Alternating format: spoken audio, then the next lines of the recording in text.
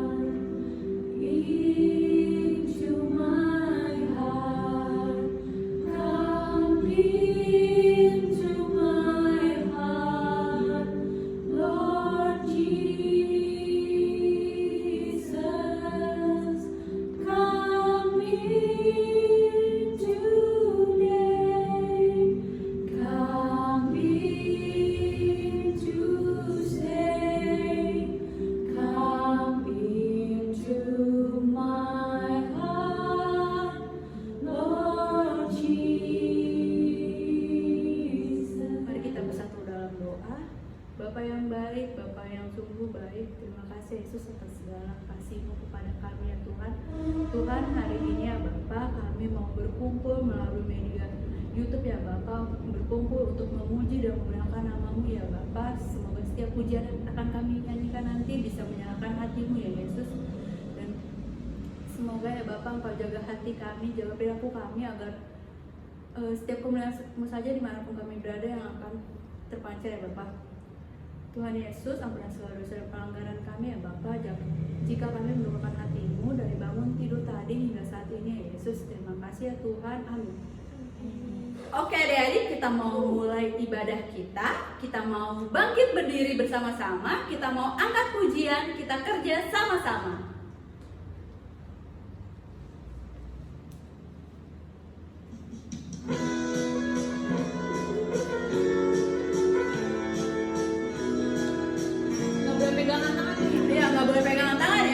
Social distancing. Kita kerja sama-sama, sama-sama, sama-sama. Kita kerja sama-sama. Senanglah hati, kerjamu, kerjaku, semuanya buat Tuhan. Kita kerja sama-sama. Senanglah hati. Kita mau angkat pujian ini dari awal. Kita kerja sama-sama.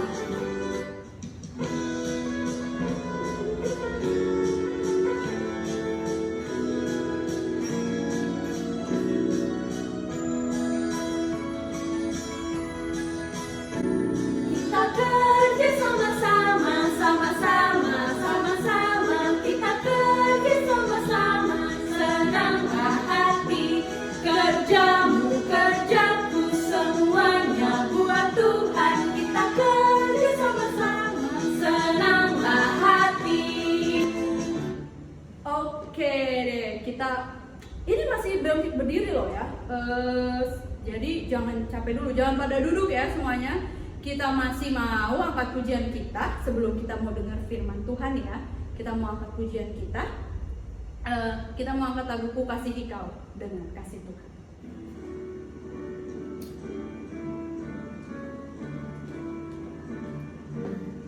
Ku kasihi Kau dengan kasih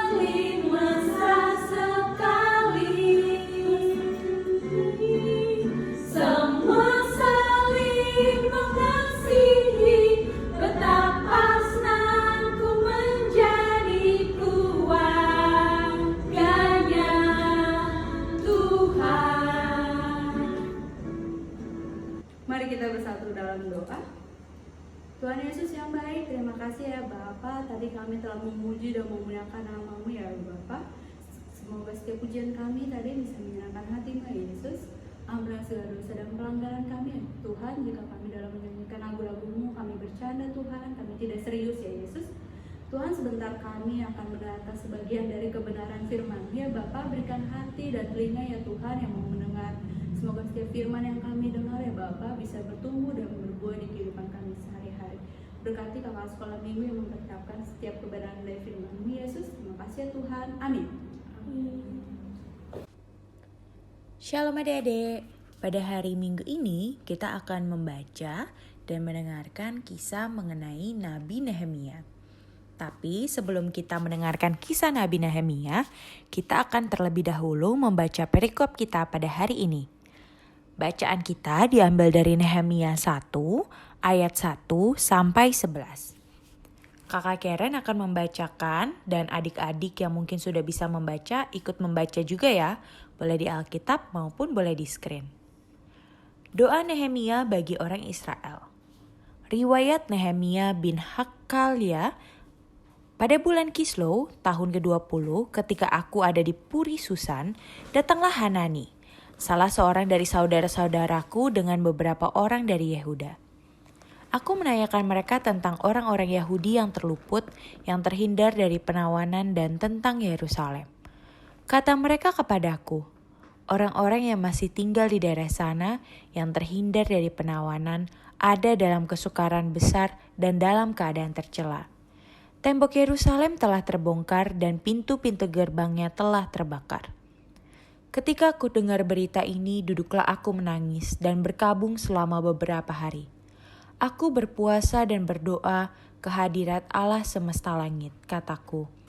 Ya Tuhan Allah semesta langit, Allah yang maha besar dan dahsyat, yang berpegang pada perjanjian dan kasih setianya terhadap orang yang kasih kepadanya dan tetap mengikuti perintah-perintahnya, berilah telingamu dan bukalah matamu dan dengarkanlah doa hamba-Mu yang sekarang kupanjatkan ke hadirat-Mu siang dan malam bagi orang Israel hamba-hamba-Mu itu. Dengan mengaku segala dosa yang kami orang Israel telah lakukan terhadap-Mu, juga aku dan kaum keluargaku telah berbuat dosa. Kami telah sangat bersalah terhadap-Mu dan tidak mengikuti perintah-perintah ketetapan-ketetapan dan peraturan-peraturan yang telah Kau perintahkan kepada Musa hamba-Mu itu. Ingatlah akan firman yang Kau pesan kepada Musa hamba-Mu itu, yakni, bila kamu berubah setia, kamu akan kucerai-beraikan di antara bangsa-bangsa. Tetapi bila kamu berbalik kepadaku dan tetap mengikuti perintah-perintahku serta melakukannya, maka sekalipun orang-orang buanganmu ada di ujung langit, akan kukumpulkan. Mereka kembali dan kubawa ke tempat yang telah kupilih untuk membuat namaku diam di sana. Bukankah mereka ini hamba-hamba-Mu dan umat-umat-Mu yang telah Kau bebaskan dengan kekuatan-Mu yang besar dan dengan tangan-Mu yang kuat? Ya Tuhan, berilah telinga kepada doa hamba-Mu ini dan kepada doa hamba-hamba-Mu yang rela takut akan nama-Mu. Dan biarlah hamba-Mu berhasil hari ini dan mendapat belas kasihan dari orang ini. Ketika itu aku ini juru minuman raja. Nah, tadi kita sudah membaca perikop mengenai Nabi Nehemia. Berikutnya kita akan melihat ceritanya ya. Oke, kalau adik-adik ingat tadi, apa sih pekerjaan Nabi Nehemia? Yes, betul banget. Nabi Nehemia ini sebenarnya adalah juru minumannya raja. Nah, jadi begini kisahnya. Waktu itu, ketika Raja Artasasta memerintah, dia itu terkenal dengan kekayaannya. Gitu, dia punya banyak harta kekayaan. Nah, di saat yang sama, hiduplah seorang yang bernama Nehemia yang merupakan juru minuman raja. Jadi kalau juru minuman itu gini adik-adik. Sebelum raja makan atau minum, juru minuman itu punya tanggung jawab untuk ngapain? Untuk mencicipi dahulu, untuk memastikan bahwa makanan dan minuman itu tidak mengandung racun. Nah, berarti adik-adik bisa bayangkan ya, berarti Nabi Nehemia mendapatkan kepercayaan yang sangat besar dari rajanya, betul. Nah, berarti dia hidup dengan segala fasilitas dan kemewahannya. Tapi sebagaimana tadi kita baca, Nabi Nehemia itu mendengar bahwa di tempat daerah asalnya di Israel telah dihancurkan tembok dan kotanya sudah habis terbakar. Nah, kalau tadi dari bacaan perikop kita bisa tahu bahwa bukan raja ya, tapi Nabi Nehemia ini merasa sangat sedih, ya kan? Dan dia menangis karena dia ingat bahwa rumah dan kampung halamannya telah hancur. Akhirnya apa teman-teman yang Nabi Nehemia lakukan? Tadi judul perikopnya jelas banget ya, bahwa Nabi Nehemia pertama kali ketika dia merasa sedih mengetahui kondisi bangsanya adalah dia berdoa. Tapi kemudian setelah dia berdoa, dia minta pertolongan kepada Tuhan. Apakah yang Nabi Nehemia lakukan? Betul, Nabi Nehemia tidak duduk diam begitu saja, tetapi Nabi Nehemia menghadap raja.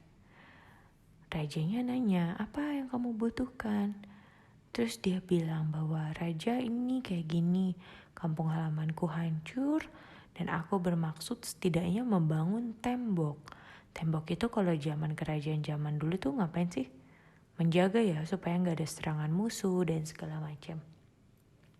Akhirnya Nabi Nehemia menghadap Raja Artasasta, terus dia minta sama raja boleh gak sih buat semacam surat buat saya agar biar yang lain-lain itu mau membantu Nehemia untuk membangun kembali kota dan temboknya.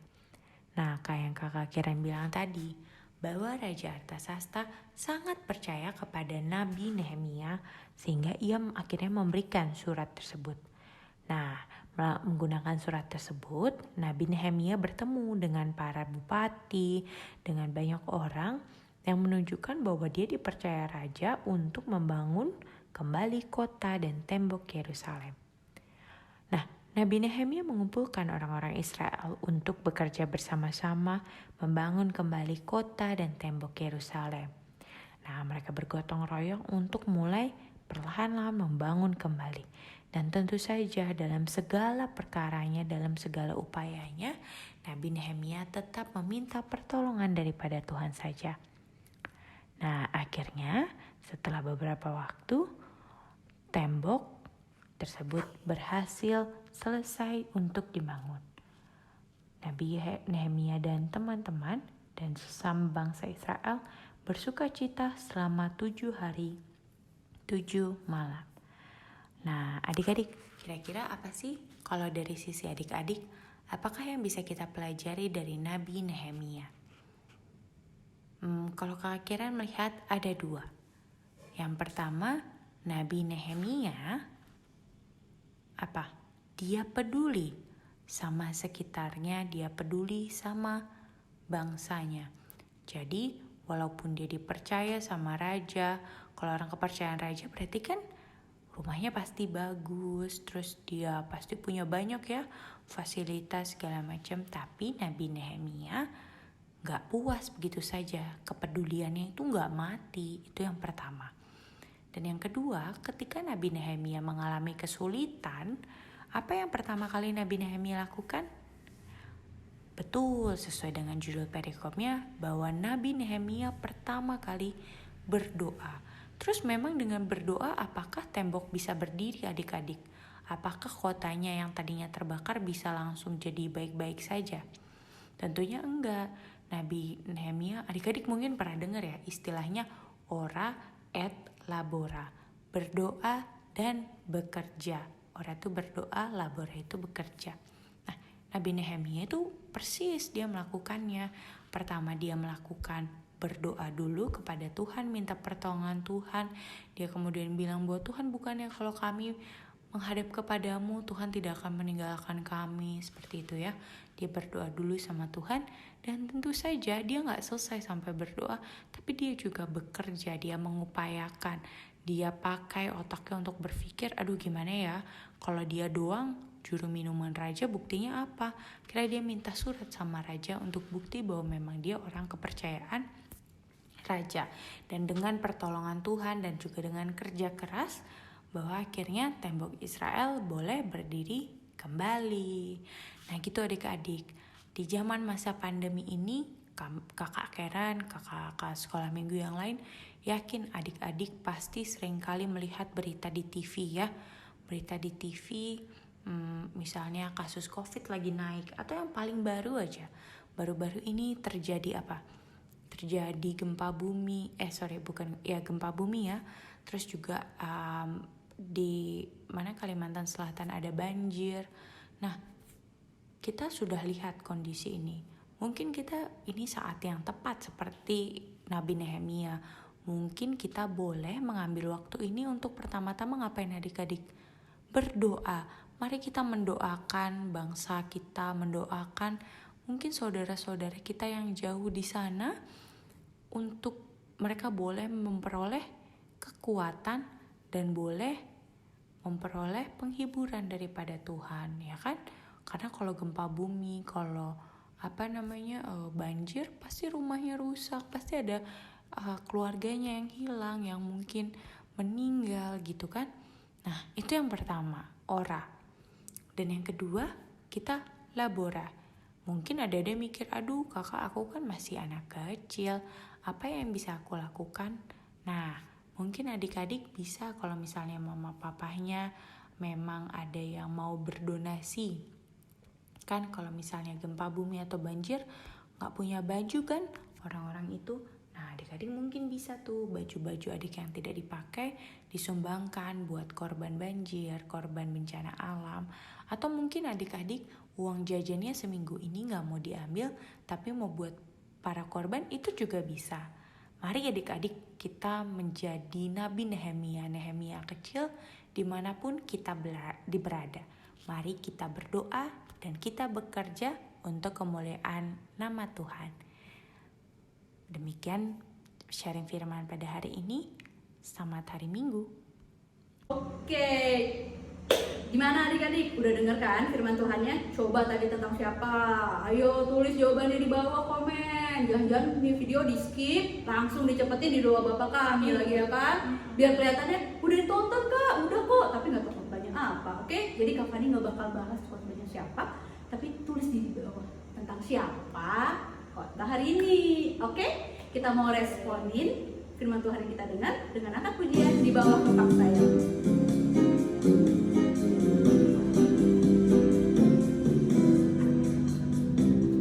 Aku ingin selalu berada di hadirat-Mu. Aku ingin selalu berlindung dalam naungan-Mu. Di bawah kepak sayap-Mu, Kau bawaku terbang tinggi, melintasi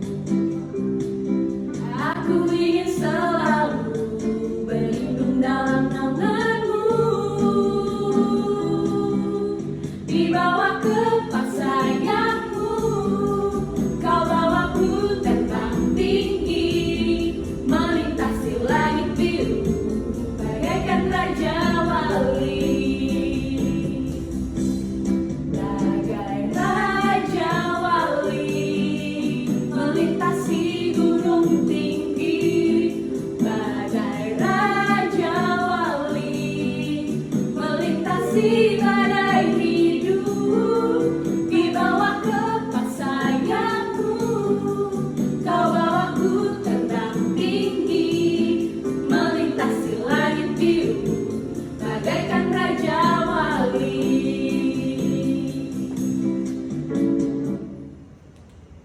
Oke, kita mau tutup ibadah kita mau bersatu dalam doa. Bapa kami yang di surga, terima kasih ya Yesus, Engkau telah menemani kami dari awal ibadah tadi hingga saat ini Tuhan. Tuhan Yesus, semoga setiap firman Tuhan yang kami dengar ya Bapa bisa bertumbuh dan berbuah di kehidupan kami sehari-hari ya Tuhan. Tuhan Yesus, berkati 1 minggu ke depan kami, berkati setiap aktivitas yang akan kami lakukan Yesus, baik kegiatan belajar ataupun kegiatan di rumah ya Bapa.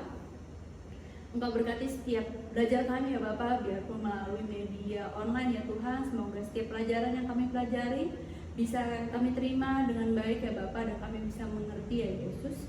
Tuhan Yesus, berkati keadaan bangsa kami ya Bapak. Jika pandemi masih ada di Indonesia ya Tuhan, Kau berkati setiap kami ya Bapak, jauhkan kami dari sakit penyakit ya Yesus. Dan semoga Tuhan penyakit ini bisa cepat hilang ya Bapak dari Indonesia khususnya ya Tuhan. Berkati setiap pihak-pihak ya Bapak yang sedang berusaha untuk membuat vaksin ataupun melakukan penyebaran vaksinnya Bapak, agar setiap semuanya terdistribusi dengan baik Yesus. Terima kasih ya Bapak, terima kasih ya Yesus. Ampuni segala dosa dan pelanggaran kami ya Tuhan, jika kami mendukakan hati-Mu sepanjang mendengarkan firman Tuhan-Mu ya Bapak. Tuhan Yesus, terima kasih atas setiap kesempatan ya Bapak, kami masih bisa beribadah biarpun lewat online ya Tuhan. Terima kasih Yesus, kita angkat doa Bapa kami. Bapa kami yang di surga, dikuduskanlah nama-Mu, datanglah kerajaan-Mu, jadilah kehendak-Mu di bumi seperti di surga. Berikanlah kami pada hari ini makanan kami yang secukupnya, dan ampunilah kami akan kesalahan kami, seperti kami juga mengampuni orang yang bersalah kepada kami. Dan jangan membawa kami ke dalam cobaan,